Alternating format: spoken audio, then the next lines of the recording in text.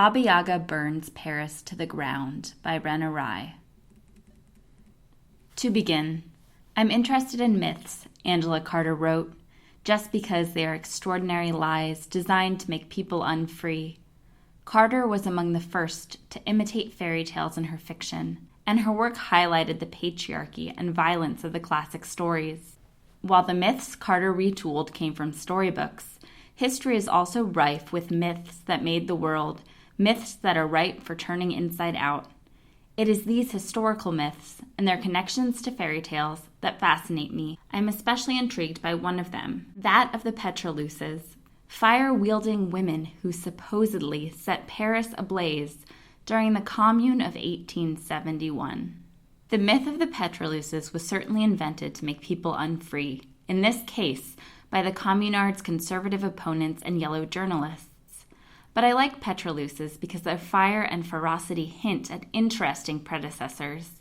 Born of the collective fear of a power-hungry elite, Pétroleuses follow in a long line of mythologized fire-wielding devil women like Baba Yaga, the youngest sister in the Grimm's Fitcher's Bird, and the women burned during the great witch hunts of early modern Europe.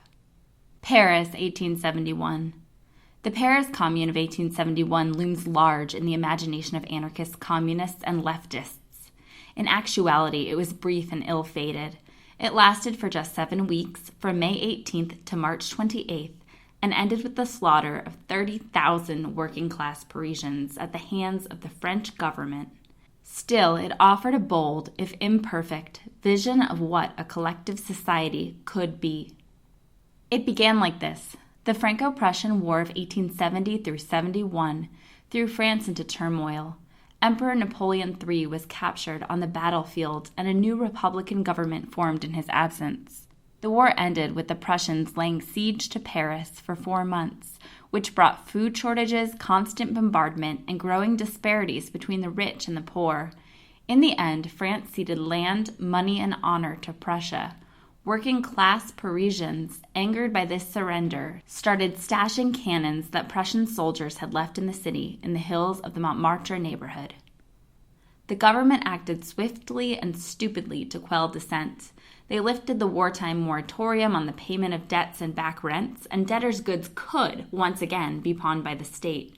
The government also executed working-class leaders and banned the distribution of radical newspapers. But it was when they tried to seize the cannons stored in the hills of Montmartre that they lost Paris.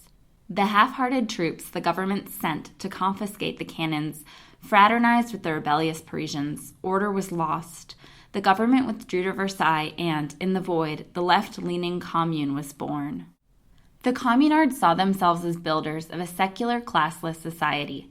They elected a governing council whose members were paid a modest wage and could be forced to step down if their actions got out of hand. They sought free and secular education for all children and replaced boss-run enterprises with worker-managed shops and factories. On the streets and in homes and barrooms, the Communards dreamed big. They wanted all of France to operate as a federation of autonomous communes. Their dreams were not to be realized. On May 21, the Versailles army slipped through the gates of Paris. As the army fought its way through the barricades, their shells started to ignite buildings. The first to go up in flames was the Ministry of Finance. The Communards started setting their own fires to prevent the army's advance and to be able to escape under clouds of smoke. The Semaine Sanglante, or Bloody Week, began. The Louvre Library, the Palais Royal, and the Tuileries Palace were among the buildings that went up in flames that week. Smoke made it hard to breathe, and sparks and ash rained down onto the streets. At night, the city had a burnished glow, and flames could be seen from 20 miles away. One child reported seeing thousands of small shadows scurrying out of a burning ministry building. They were rats. The Versailles army reconquered the city, the smoke cleared, and the fire damage proved less extensive than originally thought. The greatest loss was the tens of thousands of Communards who were slaughtered, and the thousands more who were subsequently imprisoned or exiled to New Caledonia. But the scale of the flames didn't really matter because the fires were the perfect propaganda device. Conservative politicians and newspapers seized on the fires as a chance to sway public opinion, and it worked. This was their primary tactic: blame all of the fires set during the Semaine Sanglante on working-class women, and then make those women monsters. call them Pétroleuses, essentially petroleum-wielding lady incendiaries. The Pétroleuses. Historians contend that the Pétroleuses and their incendiary acts were largely fabricated. Almost all the fires that raged during the Semaine Sanglante were set by male barricade fighters and Versailles soldiers. Still, the journalists of 1871 were remarkably detailed and persuasive in their reporting. On June 3rd, a description was published in the popular news magazine Le Monde Illustré. This bit referred to them as furies who glide through the rich quarters, profiting from the darkness or the desertion of the streets the Civil War has caused, and fling their little vials of petrol, their devil's matches, their burning rags into cellar windows. Other papers, both French and international, published similar assertions. The 1860s have been called the great age of the political caricature, and while journalists may have invented the Pétroleuses, it was caricaturists who turned them into the defining image of the Commune. While the illustrations differ according to each artist's and publisher's predilections, they draw on similar elements: flame, gasoline-soaked rag, unruly woman. There's the Pétroleuse stalking forward with a flaming torch, her back hunched, her face contorted into a menacing grimace. Then there's the trio of co-conspirators setting an arson as a bourgeoisie family escapes out of a burning home in the background. These Pétroleuses look like Macbeth's witches, and I imagine them laying chants and incantations over the flames. A Pétroleuse drawn by the artist Novelle is gentler and more cautious. She is an old woman with a covered head, perhaps a grandmother. She holds a bottle of kerosene, probably the same stuff that started the small fire burning in the corner of the drawing. A little boy stands next to her, holding a burning twig. While she keeps a nervous lookout, he is transfixed by the flames. Another image, by a certain Gustave Doré, shows no kerosene and no fire. The Pétroleuse's breasts hang low and her nipples are prominent. She carries knives and a musket. She wears a rough-hewn cap, and above it a halo hovers. Charles Perrault's fairy tales. Doré was also in the business of fairy tale illustration. In 1864, he published Perrault's Fairy Tales, a folio of 36 engravings and 9 stories by Charles Perrault, France's best-known fairy tale writer. The artwork it contains is considered a cornerstone of fairy tale illustration, and the folio caused a renewed interest in Perrault's stories. Published just 7 years before the Commune, it seems plausible that the news writers and political cartoonists who invented the Pétroleuses had read Perrault's fairy tales and were familiar with his feminine archetypes.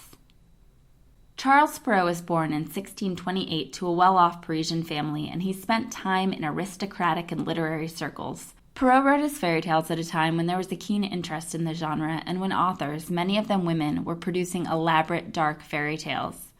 Perrault's tales have outlived those of his contemporaries because they are simpler, linear, and wrapped up with happy endings, making them easy to tell and easy to reproduce. The stories often originated as folk tales, but he sanitized them and imbued them with aristocratic mores. His male heroes are witty and spry. His heroines are either passive and graceful or doomed. Perrault's Little Red Riding Hood doesn't feast on her grandmother and perform a striptease to outwit the wolf like she does in earlier folkloric versions. Instead, she gets gobbled up for her boldness. Bluebeard's bride fares better, but only because she is lucky. If you watch horror films, you'll recognize Bluebeard. Its plot structure is the foundation of the genre. It goes like this. A young woman of uncertain means is married off to a rich, blue-bearded gentleman. He goes away on business, leaving her a key to all the rooms in his castle. She is told that she may open any door but one, lest she wants to incite her husband's wrath. Of course, she opens the door. Behind it are the corpses of his previous wives, and the floor is thick with blood. Shocked, she drops the key into the pool of blood, staining it. When Bluebeard returns and finds the key stained, he prepares to murder her. Her brothers arrive in the nick of time to save her and destroy her would-be killer. While Doré's Pétroleuses is messy and defiant, his Bluebeard's wife looks precious and naive. Doré depicts her taking the key from her husband. She fingers it gently, as if seduced by it. This engraving suggests that Bluebeard's wife is weak-willed and implicit in her own fate, and that the women before her have died because they, too, could not follow a man's directions. The Great Witch Hunts. Perrault wrote his fairy tales a decade after the culmination of the French witch trials, and though France executed fewer women than other European countries, I can't help but see an echo of these times in Bluebeard's chamber of disobeying wives. Witchcraft went on the book as a capital offense in France in the mid-1500s and remained there until 1687. In the interim, thousands of women were executed and ideas about female nature changed. Women came to be seen as weak, prone to evil, and in need of male supervision. In Caliban and the Witch, historian Silvia Federici draws links between the inception of the witch hunts, an intensified period of religious and social upheaval, and epidemics like the Black Death. As the prosecution and execution of witches raged on, European countries were colonizing the New World, establishing the slave trade, and privatizing land and resources that had once been held in common. Federici contests that the European witch trials were part of a transition from feudalism to capitalism, and that quelling peasant uprisings and silencing women's voices were key parts of this endeavor. Federici sees the Pétroleuses as heirs to the propaganda originally created during the witch hunts. Like the witch, she writes, the Pétroleuse was depicted as an older woman with a wild, savage look and uncombed hair. In her hands was the container for the liquid she used to perpetrate her crimes. This assertion is reflected in contemporary descriptions of Pétroleuses. E.B. Washburn, the American minister to France, wrote that the Pétroleuses were paid 10 francs per 10 houses burned, and that they would find, kidnap, and arm children with incendiary liquid. The crimes of recruiting children and setting fire to private homes echoed allegations levied against women tried as witches. Depictions of Pétroleuses, like those of alleged witches, were rooted in sinister ideas about female nature. Communards who fought on the barricades waged battle on the same terrain as men, and though they might have fought hard, they were never seen as equal.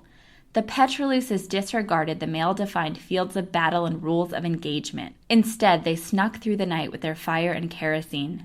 They used trickery, cunning, and secrecy, negative qualities ascribed to women by European society, as tools of revolt. Federici doesn't directly reference fairy tales, but the tropes of the genre weave their way through her text. She writes that the world had to be disenchanted in order to be dominated, and that the witch came to be associated with a lecherous old woman, hostile to new life, who fed upon infant flesh or used children's bodies to make her magical potions, a stereotype later popularized by children's books. In fact, the crimes witches were charged with sound remarkably like the behavior of the bad women in fairy tales. Cannibalism, deception, promiscuity, nudity, and night flights, the lawmen cried, as they dragged thousands of women to their deaths by fire or hanging. Fitcher's bird. This imagery is strong in the stories of the Brothers Grimm, where bad women go up in smoke or get gotten by the devil. Some scholars estimate that the Grimm's German homeland executed around 26,000 people on charges of witchcraft, so it's plausible that this history would find its way into folklore. Or maybe it's just the nature of the German wonder tale. The stories are less burlesque and more explicitly gruesome than their French counterparts. Limbs are lost, children are cooked into stew, and Cinderella's sisters have their eyes plucked out by birds. Here and there's a story that turns the bad punished woman trope on its head. My favorite is a distant queered relative of the Bluebeard story called Fitcher's Bird. The protagonist of Fitcher's Bird, a youngest sister, is not docile or virtuous, and she does not marry a prince. Rather, she's a trickster, a scrappy survivor who uses her wits to save herself and her sisters from a murderous sorcerer. Here's the plot in brief. The sorcerer, Fitcher, kidnaps young women to romance and then kill them. The protagonist's 2 older sisters, first one, then the other, have recently fallen prey to his machinations. Both have been taken to his home in the forest, treated lavishly, and then, after some time, told by Fitcher that he must depart for a while. Both have been given an egg that they are instructed to carry with them everywhere. Both are warned not to open a certain door. The sisters follow his instructions about the eggs, but break the taboo of the forbidden room. They discover a bloody basin full of dismembered corpses and, in shock, drop their eggs. The eggs are stained with blood, which the sisters can't rub off no matter how hard they try. Fitcher kills them for their transgressions. Fitcher then kidnaps the youngest sister, and the plot repeats itself, except the youngest sister puts the egg in a safe place, opens the door, and when she discovers the hacked-up corpses of her sisters, sets to work putting their limbs back together. The older sisters come back to life, and the youngest sister hides them in the house. Fitcher returns, sees the unblemished egg, and is tricked into believing that his bride-to-be is obedient. The balance of power shifts, and now the sorcerer is compelled to follow the youngest sister's every command. She requests that he deliver a gold dowry to her family before she marries him, and he carries the heavy load willingly, unaware that it is really her sister's. While he's gone, she invites all of his cronies to the wedding party. She places a dressed-up skull in the window of his home to stand in for herself, and then rolls herself in honey and feathers. She has become Fitcher's bird, and, in this disguise, she makes her escape. She meets Fitcher's friends, and later Fitcher himself, along the road home. None recognize her. Fitcher and his friends reach the house and, when they are safely inside, her kinsmen burn the house down. It is only in this act of burning that the story feels a little wrong. The heroine outwits the sorcerer, brings her sisters back to life, tricks Fitcher's entire posse to their deaths, and makes her escape. She uses deceitfulness and trickery as survival strategies for herself and her sisters. Yet it is the brothers who destroy Fitcher and his friends. I've tweaked the ending in my imagination. All three sisters are there, participating in the burning. They are, in a way, Pétroleuses. There also may be witches. University of Winnipeg professor Catherine Tossenberger offers a bit of lexical evidence that could link Fitcher's bird to the witch hunts. Although the German word the Grimms use for Fitcher, Hexenmeister, usually means wizard or sorcerer, it can also refer to someone who detects witches and turns them over for punishment. Following this line of logic, the story offers an inverted view of the witch trials, where the witches set fire to the witch burners.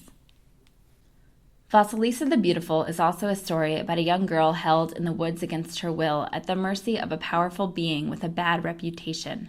Her stepsisters and stepmother have sent Vasilisa to the house of the fearsome witch Baba Yaga for a lantern, a ploy they hope will get her eaten or just plain killed. But Baba Yaga, while certainly exacting and sharp-tongued, is not as cruel as her stepfamily says. Vasilisa completes the tasks that Baba Yaga sets before her with the help of a magical wooden doll given to her years prior by her deceased mother. After a while, Baba Yaga is impressed with Vasilisa's work and asks about it. Disgusted that Vasilisa attributes her success to her birth mother's blessings, the witch throws her out. But she also gives Vasilisa the asked-for lantern in the form of a human skull set upon a stick. Vasilisa arrives home, and her stepmother and stepsisters are overjoyed to see her. They haven't been able to keep a match lit since she left, and are living in the dark. But the eyes of the skull suddenly began to glimmer and to glow like red coals, and wherever the three turned or ran, the eyes followed them, growing larger and brighter till they flamed like two furnaces, and hotter till the merchant's wife and her two wicked daughters took fire and were burned to ashes. Only Vasilisa the Beautiful was not touched. The witch Baba Yaga has not only given Vasilisa light, she has also given her protection and freedom. Vasilisa the Beautiful is the best known of the Baba Yaga stories scattered across Eastern Europe. Baba Yaga's wide range is attributed to her deep old roots. In her earliest forms, Baba Yaga might have been the Slavic deity Mokosh, or moist Mother Earth, who eats the bones of the dead. Christianity came later to Russia than to the rest of Europe, but even when it did, Mokosh lived on in St. Paraskeva, patron of women. Still, Baba Yaga and her goddess-like powers were seen as a threat to Christianity, thus her recasting as a demonic witch in later tales. By the 1850s, when folklorists were publishing Russian skazkas, work deemed anti-clerical were harshly censored, and the authorities considered pagan folk tales unfit for common consumption.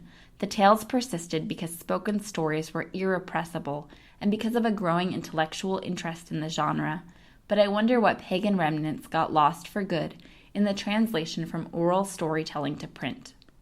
Baba Yaga's connections with Mokosh might be responsible for one of her primary attributes, her fierce defense of the forest in which she lives. In Russian stories, she is tougher on Russians than anyone else, and she lusts particularly for Russian blood. It suggested that she's testing her fellow Russians, ensuring that they respect and deserve to live on Russian soil.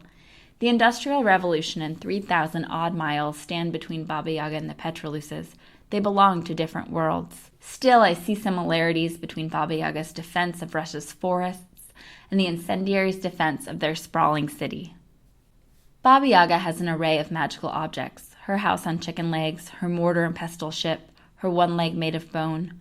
All of these give her power and bring the stories that she stars in to life on the page. But what interests me most is Baba Yaga's associations with fire.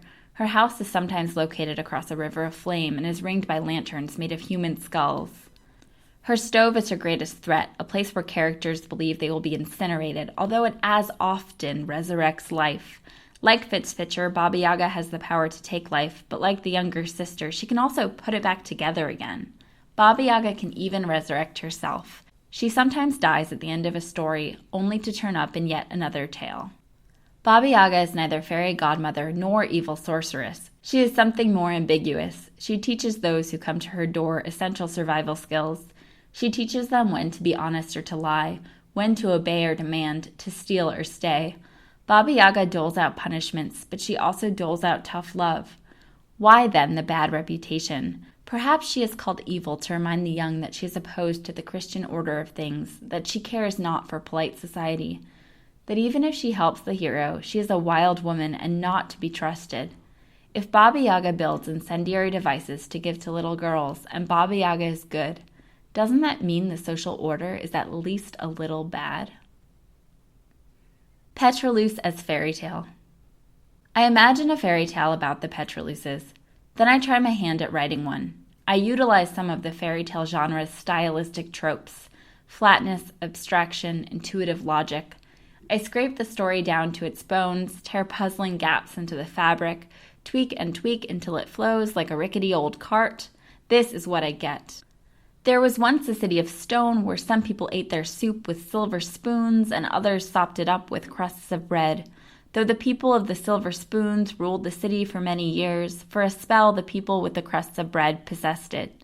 They set to work remaking the city like they might remake a chair or shoe, reassembling the parts with hard work so all had enough, instead of a few having all. But the people of the silver spoons snuck back into the city with guns and bayonets. The streets became the color of roses. Among the bread crust people, there were certain women, fierce and wise. They carried matches and kerosene, and little children ran at their skirts. They snuck through the nighttime city, leaving flames and smoke behind them wherever they went. Many of these women did not wake up. To conclude, the Pétroleuses were created to draw support away from the Commune and justify the slaughter and prosecution of thousands of communards. Fairy tales, too, uphold the unjust order of the world. They are often about royalty and riches, proper feminine values, and the sanctity of marriage. They have been used in recent centuries to teach children the dangers of transgression, of not obeying the rules society has set forth. Be too curious, Perrault suggests, and you too might end up as a madman's bloody corpse or a wolf's second dinner.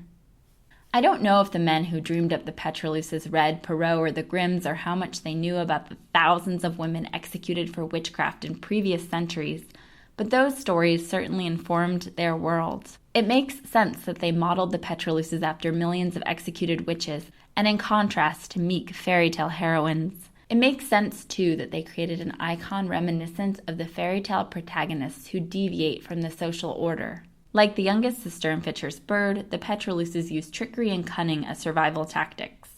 Like Baba Yaga, they defend their turf fiercely and understand that everything comes with a great price.